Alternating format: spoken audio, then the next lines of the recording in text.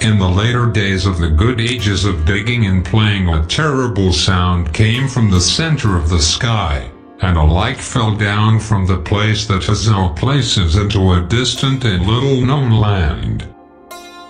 When the baby boy Seymour willed himself to the place where the light fell, he was met by a strange and unknown thing, which he did not know the shape of. And Seymour said, "What are you?" And the unknown thing said, "What are you?" And Seymour said, "I am he who reaps the dividend. I am Demiurge and baby boy, whose power is without measure, and I am called Seymour." And the unknown thing said, "I am estranged from my form." And Seymour said, "I am the one who will give you flesh." And the unknown thing said,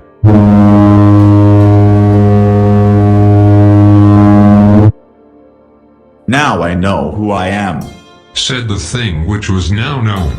"I am he who ushers in the impulse to exist. I am the intruding presence, and the agitator of rule. And I am called Elmer." And Seymour said, "Didn't ask," and returned to his home, leaving the intruding presence unobserved.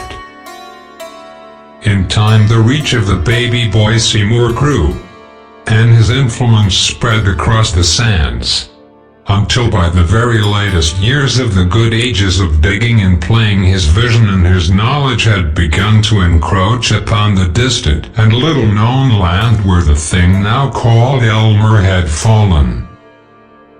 And Seymour saw that Elmer had produced from his barren holdings a collection of shapes and colors then unknown to him. And Elmer emerged from a shimmering boundary and said, "This is my home, you baby boy, and I have named it Jungle." At this Seymour became enraged, and he struck at Elmer with 1,000 immaterial blades, and desolated his jungle with a single blistering thought. Elmer fled honking into the farthest reaches of actuality, and from his wounds an acre seeped, and where his acre fell upon the ashes of his ruined realm, many nieces and nephews sprung forth and followed him faithfully. In his hand Elmer held one fruit, and as he fled he consumed it, and in his belly the seeds of its center lay waiting. And when Elmer grew tired and could flee no longer, he squatted upon the plain of solicitude and defecated.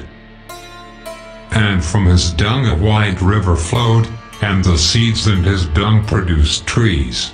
And Elmer and his many nieces and nephews wove utterances into the leaves that Seymour and his cosigns could not penetrate. And Seymour emerged from a shimmering boundary and said, "How cunning you have grown!